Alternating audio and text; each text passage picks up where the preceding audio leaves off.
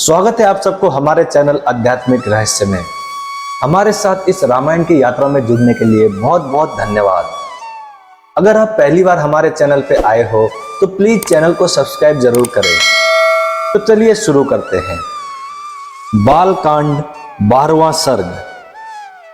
राजा का ऋषियों से यज्ञ कराने के लिए प्रस्ताव। ऋषियों का राजा को और राजा का मंत्रियों को यज्ञ की आवश्यक तैयारी करने के लिए आदेश देना। तदंतर बहुत समय बीत जाने के पश्चात कोई परम मनोहर दोष रहित समय प्राप्त हुआ। उस समय वसंत ऋतु का आरंभ हुआ था। राजा दशरथ ने उसी शुभ समय में यज्ञ आरंभ करने का विचार किया।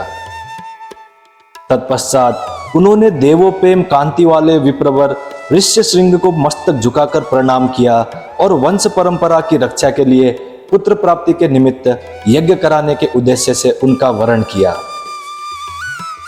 ऋष्यशृंग ने बहुत अच्छा कहकर उनकी प्रार्थना स्वीकार की और उन पृथ्वीपति नरेश से कहा, राजन, यज्ञ की सामग्री एकत्र कराइए। भूमंडल में भ्रमण के लिए आपका यज्ञ संबंधी अश्व छोड़ा जाए और सरयू के उत्तर तट पर यज्ञ भूमि का निर्माण किया जाए।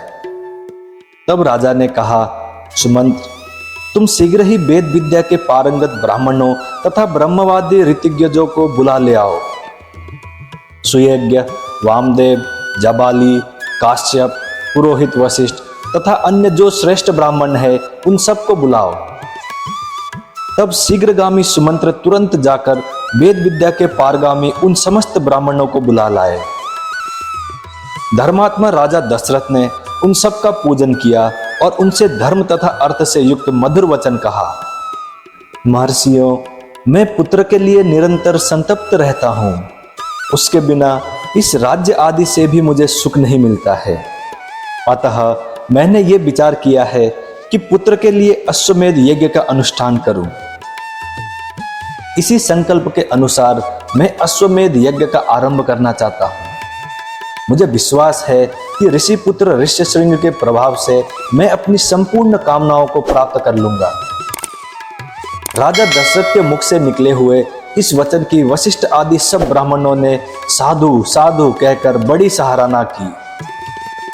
इसके बाद ऋष्यशृंग आदि सब महर्षियों ने उस समय राजा दशरथ से पुनः ये बात कही, महाराज, यज्ञ सामग्री का संग्रह किया जाए, यज्ञ संबंधी अश्व छोड़ा जाए तथा सरयू के उत्तर तट पर यज्ञ भूमि का निर्माण किया जाए।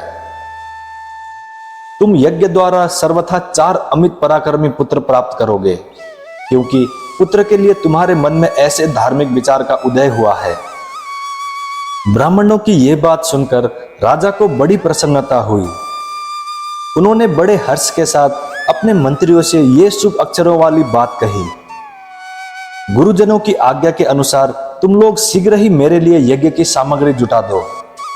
शक्तिशाली वीरों के संरक्षण में यज्ञीय अश्व छोड़ा जाए और उसके साथ प्रधान ऋतिज्ञ भी रहे। सरयू के उत्तर तट पर यज्ञ भूमि का निर्माण हो। शास्त्रोक्त विधि के अनुसार क्रमशः शांति कर्म, पुण्यवाह वाचन आदि का विस्तार पूर्वक अनुष्ठान किया जाए, जिससे विघ्नों का निवारण हो। यदि इस श्रेष्ठ यज्ञ में कष्टप्रद अपराध बन जाने का भय न हो तो सभी राजा इसका संपादन कर सकते हैं, परंतु ऐसा होना कठिन है, क्योंकि ये विद्वान ब्रह्म राक्षस यज्ञ में विघ्न डालने के लिए छिद्र ढूंढा करते हैं। विधिहीन यज्ञ का अनुष्ठान करने वाले यजमान तत्काल नष्ट हो जाता है। अतः मेरा ये यज्ञ जिस तरह विधिपूर्वक संपूर्ण हो सके वैसा उपाय किया जाए। तुम सब लोग ऐसे साधन प्रस्तुत करने में समर्थ हो। तब बहुत अच्छा कहकर सभी मंत्रियों ने राजा राजेश्वर दशरथ के उस कथन का आदर किया और उनकी आज्ञा के अनुसार सारी व्यवस्था की। तत्पश्चात उन ब्राह्मणों ने भी धर्मज्ञ नृपश्रेष्ठ दशरथ की प्रशंसा की और उनकी आज्ञा पाकर सब जैसे आए थे वैसे ही फिर चले गए। उन ब्राह्मणों के चले जाने पर मंत्रियों को भी विदा करके वे महाबुद्धिमान नरेश अपने महल में गए। इस प्रकार श्री वाल्मीकि निर्मित आर्ष रामायण आदि काव्य के बालकांड में 12वां सर्ग पूरा हुआ। मैं उम्मीद करता हूं श्री राम जी आपके सारी मनोकामनाएं पूरी करें। जय श्री राम, जय हनुमान। अब मिलते हैं अगली वीडियो में।